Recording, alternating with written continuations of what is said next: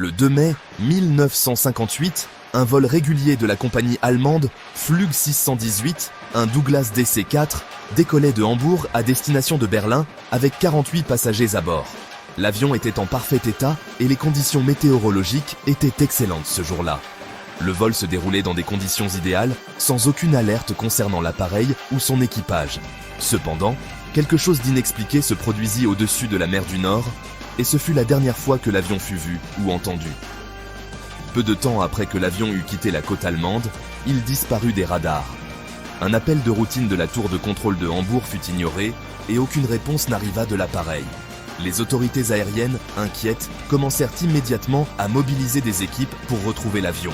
Une vaste opération de recherche fut lancée, impliquant des avions, des navires et des hélicoptères survolant la mer du Nord. Les heures passèrent et aucune trace de l'avion n'était retrouvée.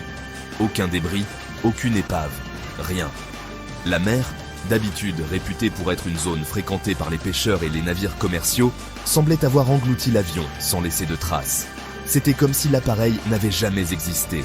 Les théories commencèrent à émerger. Certains suggéraient une défaillance technique soudaine, peut-être une dépressurisation explosive ou une perte de contrôle de l'appareil. D'autres pensaient à un acte criminel, comme un détournement, bien qu'aucune demande de rançon n'ait été reçue.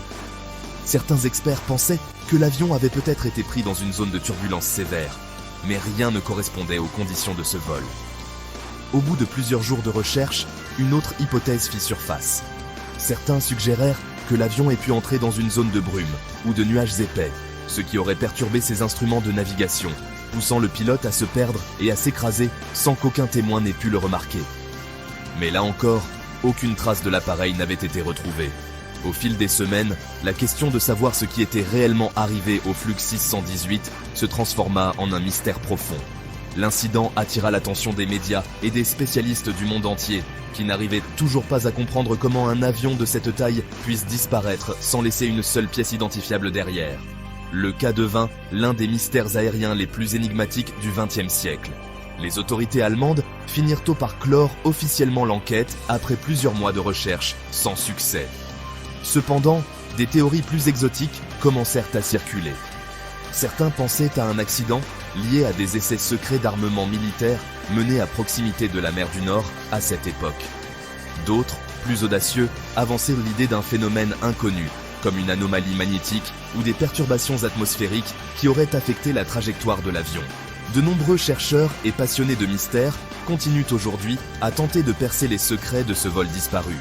Bien que la disparition du Flug 618 ait été officiellement expliquée par une défaillance technique, aucune conclusion définitive n'a jamais été acceptée par tous. L'absence de débris, les conditions inhabituelles de la disparition et le fait que cet incident ait eu lieu au-dessus d'une mer relativement peu profonde laissent encore de nombreuses questions sans réponse. L'affaire du Flug 618 demeure l'un des plus grands mystères de l'aviation. Et elle continue de captiver l'imagination de ceux qui croient qu'il reste encore quelque chose à découvrir sous la surface de la mer du Nord.